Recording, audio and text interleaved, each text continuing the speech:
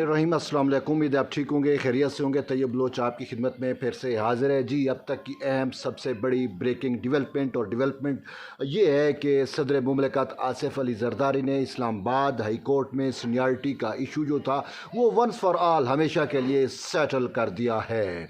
और सदर मुमलिकत के इस फैसले के बाद वजारत कानून की जानिब से बाकायदा नोटिफिकेशन भी जारी कर दिया गया है। और अब इस नोटिफिकेशन जारी होने से इस्लामाबाद हाई कोर्ट में जो ईमानदार जजेस थे, जिनको आप ईमानदार जजेस कहते थे या वो जो सहूलतकार समझे जाते थे तरीके इंसाफ के, वो उनमें मायूसी की लहर दौड़ गई है। और उनको यूँ समझें कि एक बहुत बड़ी आइनी और कानूनी शिकस्त हुई है।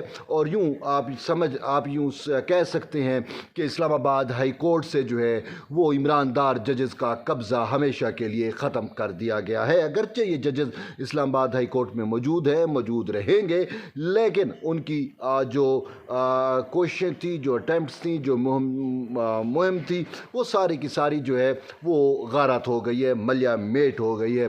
Basically supreme court of Pakistan से इन इस्लामाबाद हाई कोर्ट के 5 जजेस ने रजू किया था, जिनके जो है वो रूए रवां मोहसिन अख्तर कियानी थे, तारिक जहांगीरी थे, सुमन इम्तियाज़ रिफत थी और बाबर स्टार थे। तो ये वो जजेस हैं, यानी कि आपको इनका नाम कभी पता है, ये वो लेटरबाज जजेस के जो जाने जाते हैं। इन जजेस ने खतूत भी लिखे, इन जजेस की जानिब से जो है वो हर मुमकिन कोशिशें भी की गई और इन्होंने खतूत लिखे थे। अगर आपको याद हो कि देखें जी, हमारे ऊपर प्रेशर है, हमारे ऊपर दबाव है और ये कहा जाता है कि जी आप इमरान खान के केसेस में जो है वो सख्त से सख्त सजाएँ दें, बानी PTI को रिलीफ ना दें। और यहाँ तक कि एक जज जो है वो सरदार इजाज़ इसहाक, जिनका नाम मैं शुरू में मैंने नहीं लिया, वो सरदार इजाज़ साहब तो यहाँ तक जो है वो परेशान वो हो गए कि उन्होंने जो एक मुकदमे के अंदर और ख़ासकर वो क्या नाम है, वो एक ख़तून थी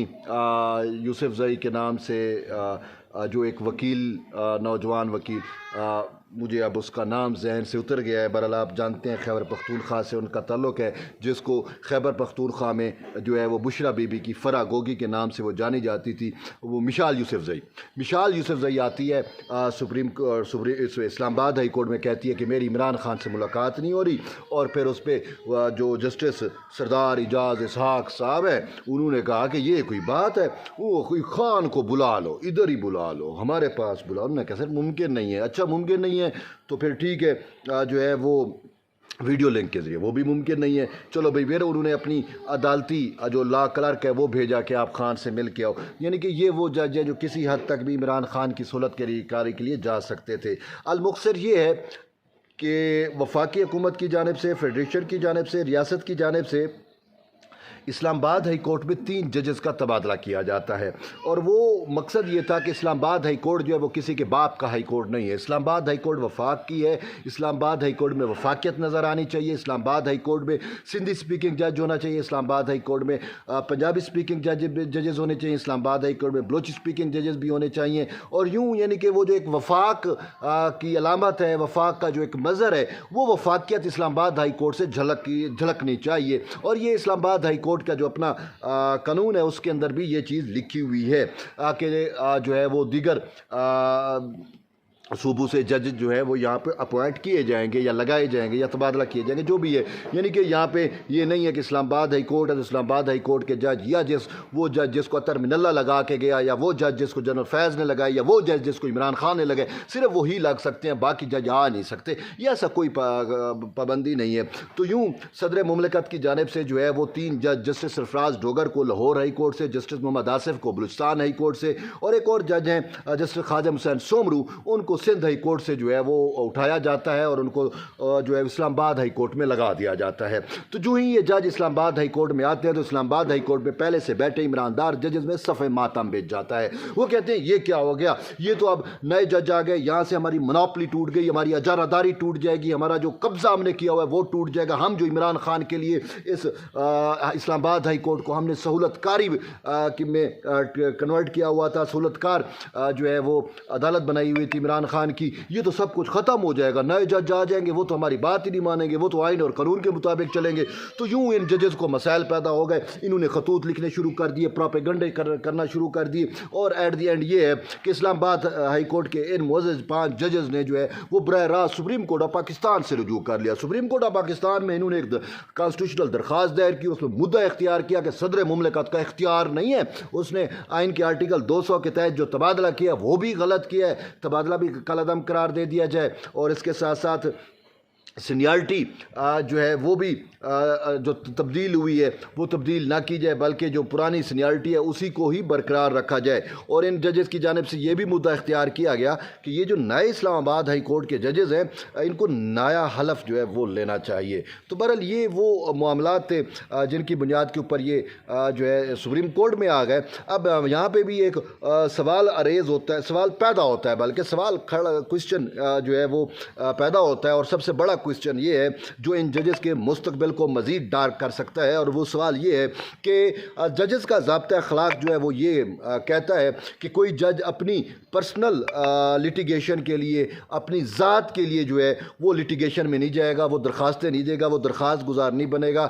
تو یہاں پہ محسن اختر کیانی ہو, بابر ستار ہوں, یا یہ سارے جج جو ہیں جنہوں نے سپریم کورٹ آف پاکستان سے رجوع کیا, ان ججز کا ذاتی مقصد ہے نا, ذاتی مفاد ہے کہ ان کی سینیارٹی بھی ہماری متاثر ہوئی ہے. اور پھر محسن اختر کیانی تو کہتے ہیں کہ میں چیف جسٹس کی دوڑ میں ہوں اور میں نیکسٹ چیف جسٹس بنوں, اور بابر اس کے سرفراز ڈوگر کے آنے سے میری چیف ججی چلی گئی ہے. اور یہاں تک اسلام آباد ہائی کورٹ کے ججز نے کہا کہ بابر ستار کو چیف جسٹس نہ, اس کو کیا نام ہے, سرفراز ڈوگر کو چیف جسٹس نہ بنایا جائے, ہم میں سے کسی کو بھی چیف جسٹس لگا دیا جائے, وہ ہمارے لیے قابل. یعنی کہ مین چیز, مین مدعا, مین مقصد یہی ہے کہ کچھ بھی ہو جائے اسلام آباد ہائی کورٹ پہ ہم ہی 5 راج کریں اور کوئی نہ آئے. تو بہرحال اس سپریم کورٹ کے کانسٹیٹیوشنل بینچ نے جسٹس محمد علی مظہر کی سربراہی میں انہوں نے اس معاملے پر سماعت کی, اور وہاں پہ اکثریتی فیصلہ یہ آیا کہ جو سینیارٹی ہے اس کا فیصلہ صدر مملکت طے کرے ونس فار آل, اور باقی جو تبادلہ ہوا ہے اس کو سپریم کورٹ نے جو ہے وہ قانونی اور آئینی قرار دے دیا. اور تو صدر مملکت کو پھر معاملہ بھیجا گیا کہ آپ سینیارٹی کا بھی طے کریں, اور یہ بھی کہ آیا ان ججز کا تبادلہ مستقل ہے یا عارضی ہے جو آئے ہیں. تو اب آج جو سب سے بڑی خبر یہ آئی ہے کہ صدر مملکت نے اپنی رائے دے دی ہے, اور صدر نے کہا ہے کہ ان کا تبادلہ جو ہے وہ مستقل ہے, اور جسٹس سرفراز ڈوگر جو ہے وہ سینئر ترین جج ہیں. اور یوں سینیارٹی لسٹ بھی صدر مملکت کی جانب سے جاری کی گئی, جسے وزارت قانون نے جاری کیا. وزارت قانون نے باقاعدہ نوٹیفیکیشن بھی جاری کر دیا. تو اب معاملہ یہ ہو گیا کہ جسٹس سرفراز ڈوگر سینئر ترین جج اسلام آباد ہائی کورٹ بن گئے ہیں, اور وہی جو پہلے سے اسٹیٹس جو ان ججز کے آنے سے جسٹس جو سابق چیف جسٹس اسلام آباد ہائی کورٹ ہیں جنہوں نے سینیارٹی لسٹ طے کی تھی, وہی سینیارٹی لسٹ جو ہے وہ برقرار ہو گئی ہے. اور یوں یہ عمران دار ججز ہیں, ان کو منہ کی کھانی پڑی ہے, اور پھر یہ تبادلہ بھی صدر صاحب نے کہہ دیا, وزارت قانون نے نوٹیفیکیشن بھی جاری کر دیا کہ یہ تبادلہ بھی مستقل بنیادوں پر ہوا ہے. اور یوں اب جو ہے یہ ایک بڑی اہم ڈیولپمنٹ ہے. اب اسلام آباد ہائی کورٹ کے قائم مقام چیف جسٹس سرفراز ڈوگر صاحب ہی ہے, لیکن اب مستقل چیف جسٹس کی تعیناتی ہونی ہے. تو صدر مملکت کے اس بڑے فیصلے سے اب یہ لگتا ہے کہ مستقل کا چیف جسٹس بھی اسلام آباد ہائی کورٹ کا سرفراز ڈوگر صاحب ہی ہوں گے. اور یوں عمران دار ججز جو ہیں وہ سکتے میں آ گئے ہیں, ان کو آج بڑی شکست ہوئی ہے. تو بہرحال آپ کو جو ہے وہ جڑے رہیے طیب بلوچ کے ساتھ, آپ اپنا فیڈ بیک ضرور دیں. ملتے ہیں ایک نئی ویڈیو, تب تک اجازت دیں, اللہ حافظ.